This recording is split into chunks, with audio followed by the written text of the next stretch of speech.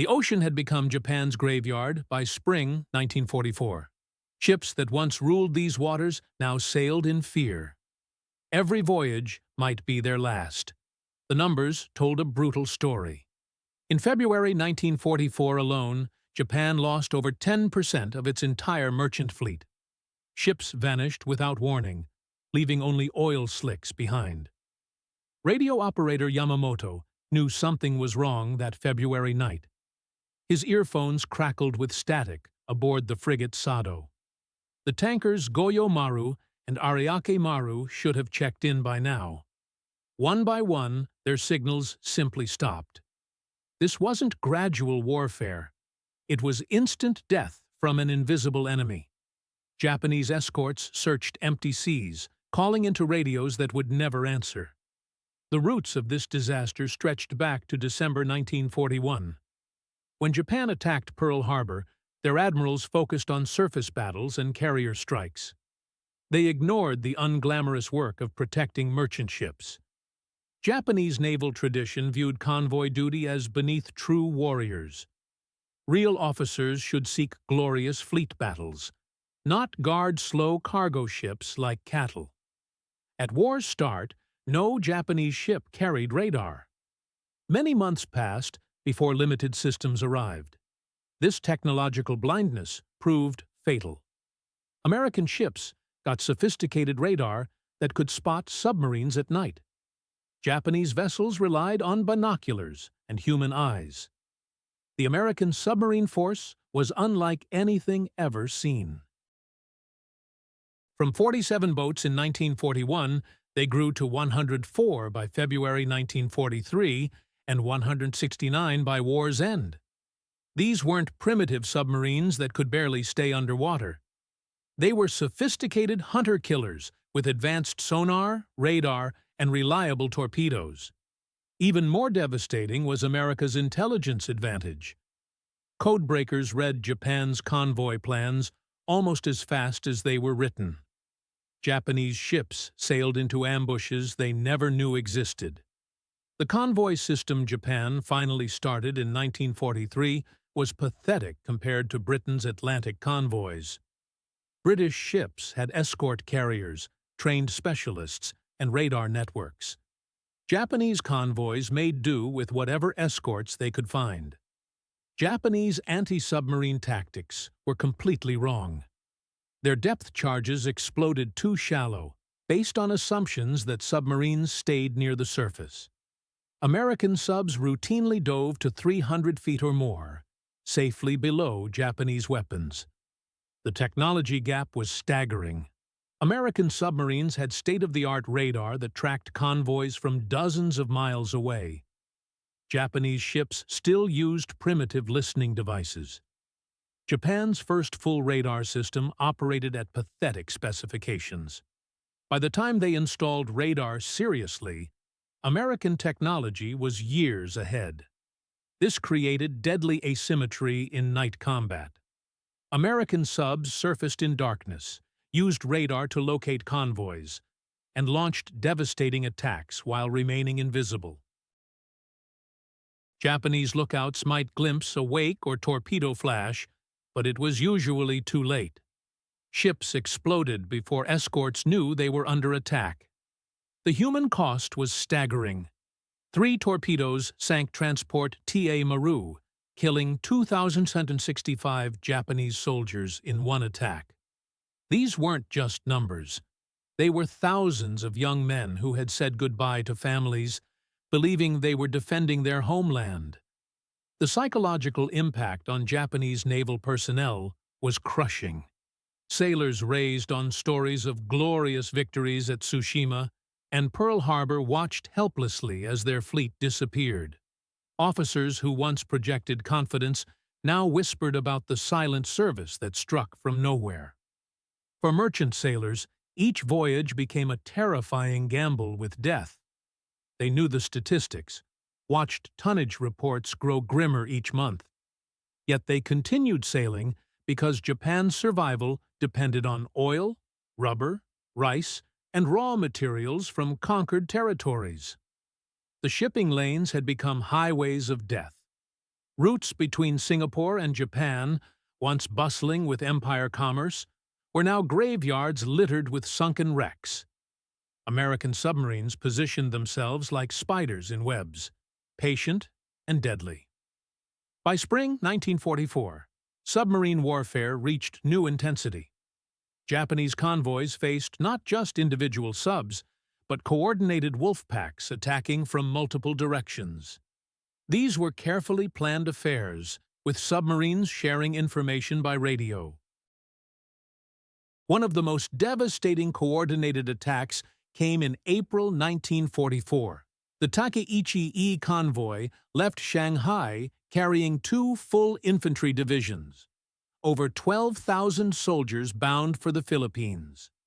This massive convoy represented one of Japan's most ambitious reinforcement attempts. Ships carried everything garrison forces needed: artillery, ammunition, vehicles, and experienced troops who had fought in China. The convoy's departure didn't go unnoticed. U.S. signals intelligence detected it immediately. Analysts estimated 9 transports and 7 escorts carrying 12,184 troops from the 32nd Division. What Japanese commanders didn't realize was their operation had been compromised before it began.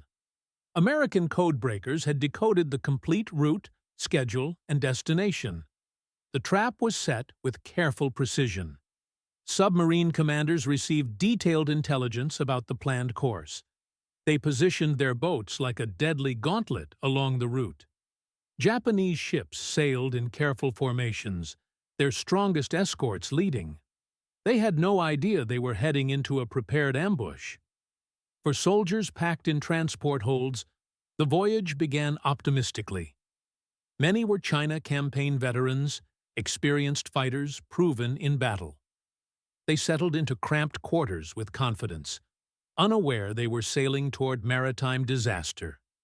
The convoy's escorts represented Japan's most experienced anti-submarine forces. Led by Rear Admiral Kajioka, they included his flagship Shirataka and destroyers Asakaze, Shiratsuyu, and Fujinami. These crews had trained extensively in convoy protection, yet for all their experience, they faced an enemy that could strike beyond their senses and disappear before counterattack. As the Takeichi-E convoy moved south through the East China Sea, American submarines were already positioning. Commanders had studied intelligence reports carefully, noting size, composition, and planned route. They knew exactly where and when to strike. The attack demonstrated with brutal clarity how vulnerable Japanese convoys had become. In hours, ships carrying thousands of soldiers vanished from radar. Only distress signals that cut off suddenly and spreading oil slicks remained. Escorts searched frantically for survivors, but the ocean yielded few answers. Most men aboard those ships simply disappeared, their fate known only to the submarines that sent them down. For Japanese naval headquarters, reports of the Takeichi-E convoy's destruction were like watching nightmares come alive. Here was proof their vital supply lines had become death traps. Their most experienced escorts were powerless against an enemy they couldn't see or counter. The submarine war had become a conflict of technology, intelligence, and training. Areas where Japan's early advantages had been systematically eroded by American innovation and industrial might. While Japanese officers trained for decisive fleet battles and glorious victories, their American counterparts developed new warfare that was patient, methodical, and utterly ruthless. As convoy losses mounted through spring and summer 1944, Japanese planners realized they faced an existential crisis. Shipping that once connected their far-flung empire was being systematically severed. Island garrisons would fight and die in isolation, while the homeland starved for raw materials. Convoys that did complete their voyages were often shadows of former strength, having lost significant cargo and personnel to submarine attacks along the way. The transformation of the Pacific from Japan's inner sea to an American submarine hunting ground represented one of naval history's most dramatic reversals. In just 2.5 years, Japan went from Pacific shipping master to a nation whose merchant marine lived in constant fear. Ships that once sailed confidently across thousands of miles now hugged coastlines and sought shallow water protection. They knew the deep ocean had become a graveyard for Japanese vessels. Yet convoys continued sailing. There was no choice. Without oil, rubber, and raw materials from the south, Japan's war effort would collapse within months. Merchant sailors and naval escorts knew they sailed into danger, but stopping meant certain defeat. So they continued putting to sea, hoping their ship might be lucky enough to reach port safely, while knowing each voyage might be their last. The stage was set for even greater disasters. As autumn approached, Japanese planners attempted increasingly desperate measures to keep supply lines open.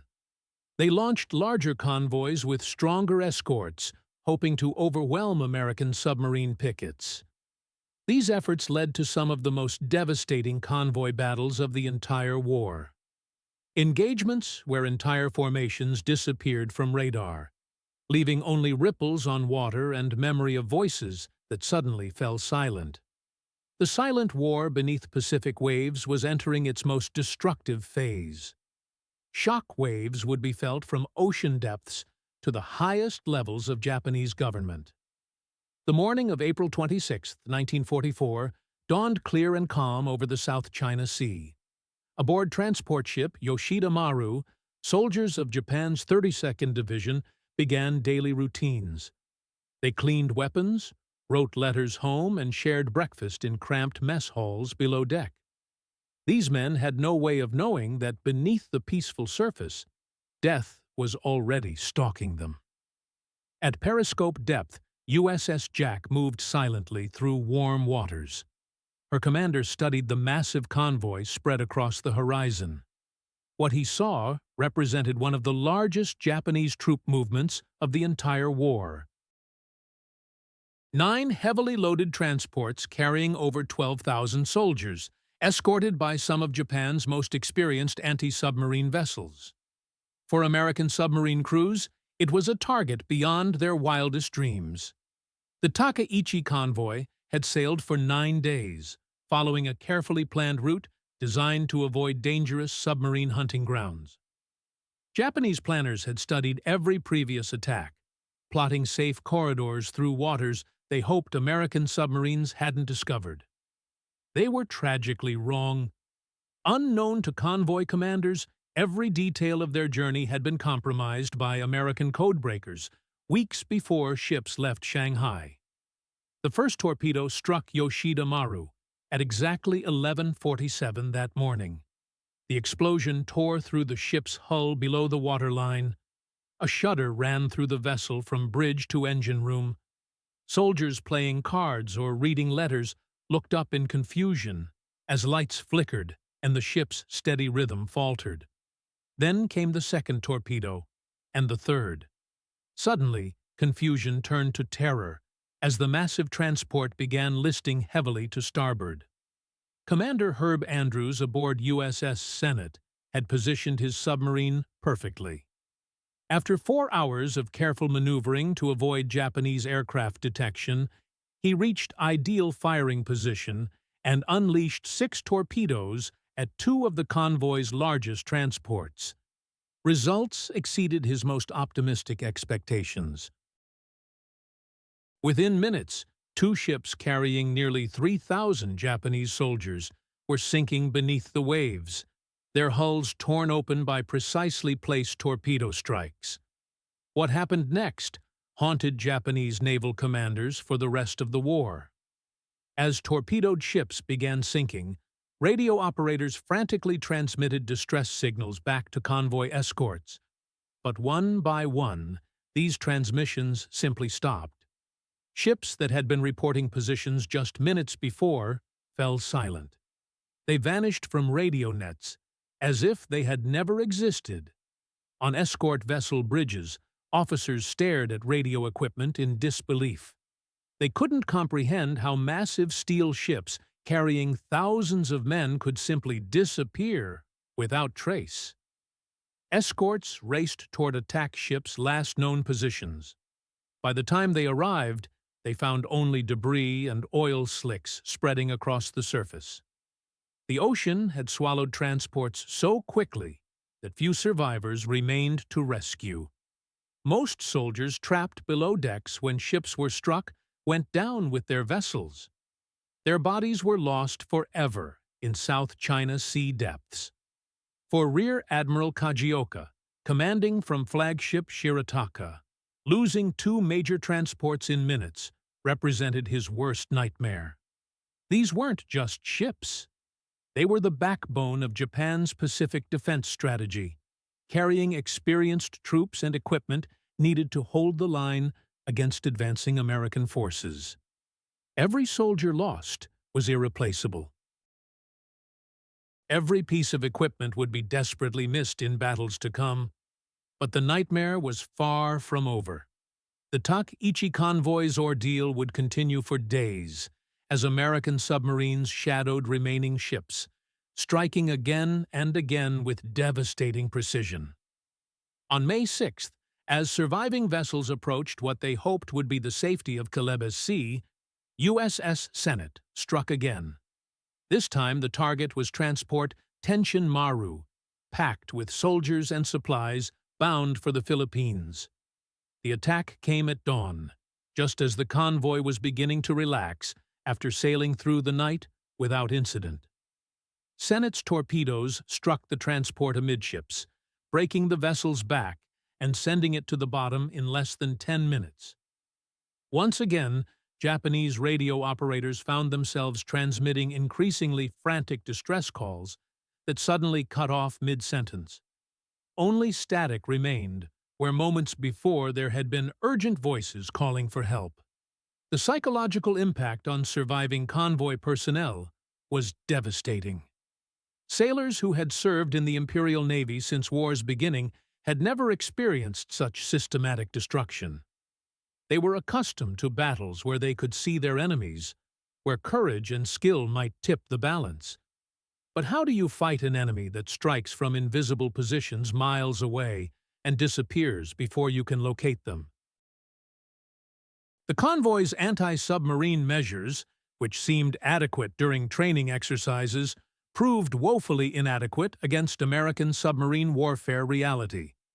Japanese sonar operators, straining to detect submerged contacts, found their equipment overwhelmed by natural ocean sounds and noise generated by their own ships. When they did detect what might be a submarine, their depth charges typically exploded far above targets, doing no damage to submarines operating at depths their weapons couldn't reach. The surviving ships of Takaichi convoy finally limped into Halmahera on May 7th. But what arrived bore little resemblance to the mighty formation that had left Shanghai 3 weeks earlier. Of 9 transports that began the journey, only 5 remained afloat. More than 4,000 soldiers had been lost, along with countless tons of weapons, ammunition, and supplies that would never reach their destinations. The strategic implications rippled through the highest levels of Japanese government. These losses forced Imperial General Headquarters to confront grim reality. It was no longer possible to reinforce or adequately supply Japan's Pacific garrisons. The defensive perimeter that once seemed impregnable was crumbling, not because of dramatic fleet battles, but because of the silent, relentless campaign American submarines waged against Japan's maritime lifelines. For the American submarine force, destroying the Takaichi convoy represented a new level of tactical sophistication and strategic impact. Coordinated attacks had demonstrated that well-positioned submarines could devastate even heavily escorted convoys. Intelligence intercepts ensured no major Japanese shipping movement could escape detection. The submarine war had evolved from opportunistic attacks on individual ships to systematic campaigns designed to sever Japan's connections to its empire. Success emboldened American submarine commanders to attempt even more audacious attacks. As summer turned to autumn in 1944, convoy destruction pace accelerated dramatically. Japanese shipping losses for November would reach 265,000 gross tons, a destruction rate that threatened the very survival of the Japanese war effort. One of the most shocking examples came in November 1944, when convoy High 81 set out from Japan carrying thousands of reinforcements for the Philippines. This convoy represented Japan's last major attempt to strengthen Pacific defenses before the expected American invasion. Ships carried not just soldiers, but aircraft, fuel, and specialized equipment needed to turn jungle beaches into fortress positions. The convoy included 2 escort carriers, Shinyo and Akitsu Maru, intended to provide air cover against submarine attack. These small carriers represented a significant portion of Japan's remaining naval aviation assets. Their presence demonstrated how seriously Japanese commanders took the submarine threat. For the first time in months, a Japanese convoy would sail with its own air cover, able to launch patrols to hunt for lurking submarines. But by November 1944, American submarine tactics had evolved far beyond what Japanese planners could anticipate. Submarines tracking convoy High 81 didn't rely on luck or opportunity. They had detailed intelligence about composition, route, and schedule. More importantly, they had learned to coordinate attacks in ways that could overwhelm even the strongest escort forces. On the night of November 17th, USS Spadefish closed to attack position off the Korean coast. The convoy was silhouetted against lighter sky, making target identification easy for the submarine's experienced crew. Commander Gordon Underwood studied the formation through his periscope, identifying escort carrier Shinyo as his primary target. The carrier was exactly the kind of high-value target that could justify the risks of a night surface attack. At 11:03 that night, 4 of Spadefish's torpedoes struck Shinyo on the starboard side. Explosions tore through the carrier's hull and ignited aviation fuel stored throughout the ship. Within minutes, the vessel was engulfed in flames. Her flight deck buckled from intense heat as secondary explosions ripped through magazines and fuel bunkers. Of nearly 1,200 men aboard the carrier, only 61 would survive the sinking. The loss of Shinyo sent shockwaves through the convoy that went beyond immediate tactical situation. For Japanese sailors watching their escort carrier burn and sink, the destruction represented something almost unthinkable. An American submarine had just eliminated their air cover in minutes, leaving them defensively naked in waters known to be crawling with enemy boats. But the night's destruction was far from over. As rescue operations began for Shinyo's survivors, other American submarines moved in to attack the convoy's transport ships. USS Pikuda struck landing ship Maya San Maru with a devastating torpedo attack that killed over 3,000 soldiers in a single blow. The massive transport, loaded with troops and equipment for the Philippine campaign, broke apart and sank so quickly that organized evacuation was impossible. The systematic destruction of convoy High 81 over 4 days in November 1944 would claim nearly 7,000 Japanese lives, while attacking American submarines suffered no casualties whatsoever. For Japanese naval commanders, receiving reports of this disaster was like reading their own obituary. Here was proof that Japan's most vital supply convoys could be completely destroyed by enemy forces operating with virtual impunity.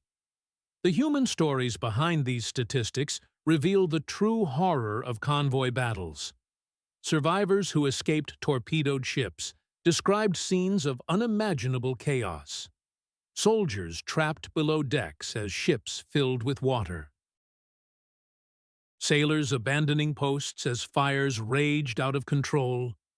desperate men leaping into oil-covered seas that offered little hope of rescue.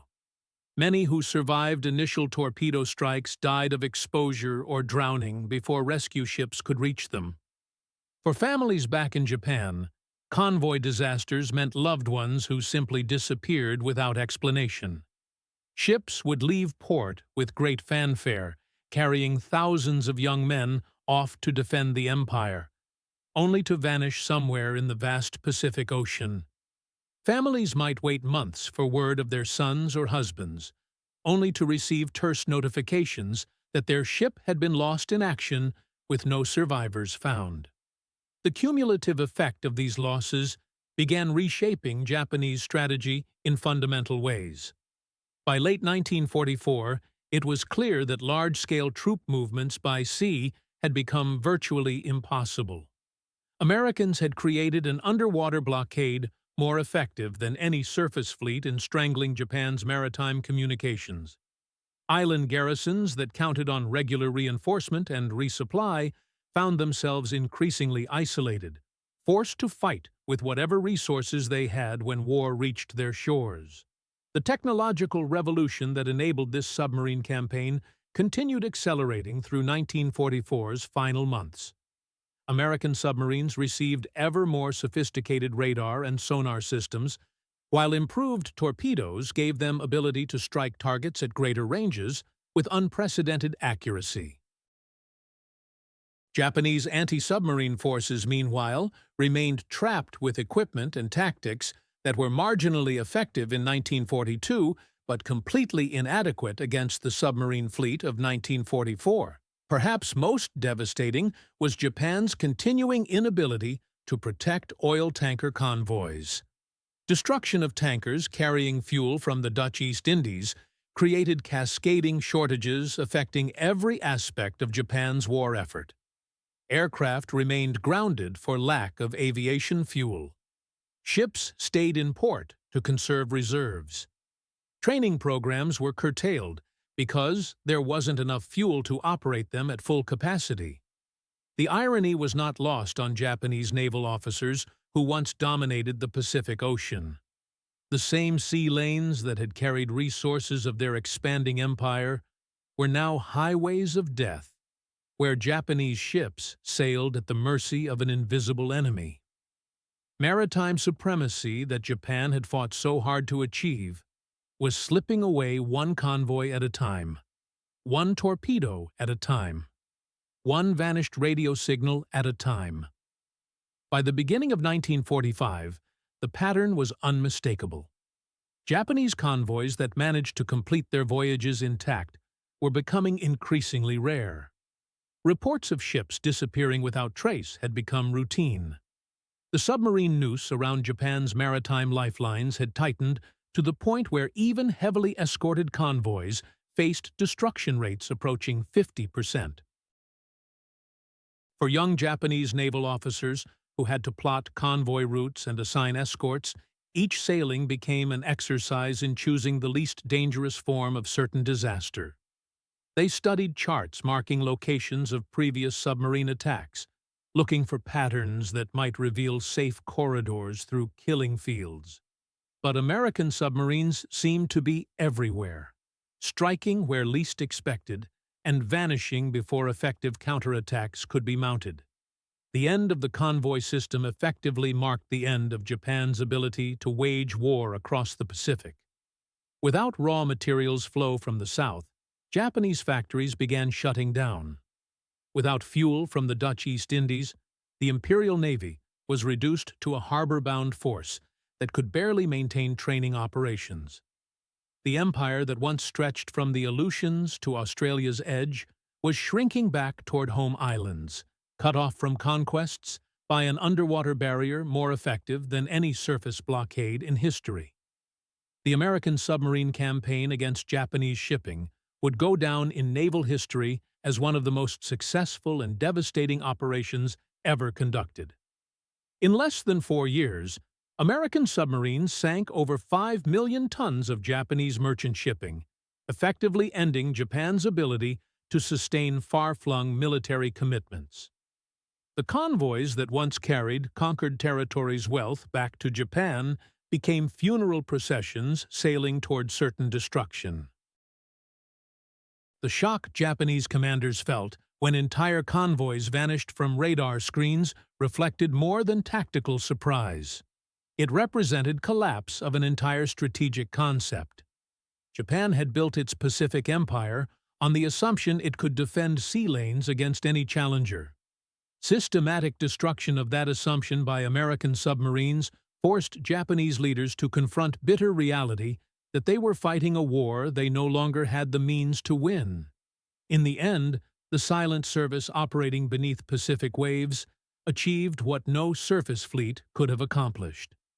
Without firing a shot at the Japanese home islands, American submarines had severed the arteries that kept Japan's war machine alive. The convoys that disappeared from radar screens carried with them not just ships and cargo, but Japan's hopes of maintaining its Pacific empire. The ocean had become Japan's enemy. In depths where sunlight never penetrated, American submarines continued their relentless hunt. For every convoy that vanished beneath the waves, Japan's position grew weaker, its options fewer, its ultimate defeat more certain. The war would continue for several more months, but the outcome had already been decided in dark waters, where Japanese voices fell silent forever, leaving only ripples on the surface to mark their passing.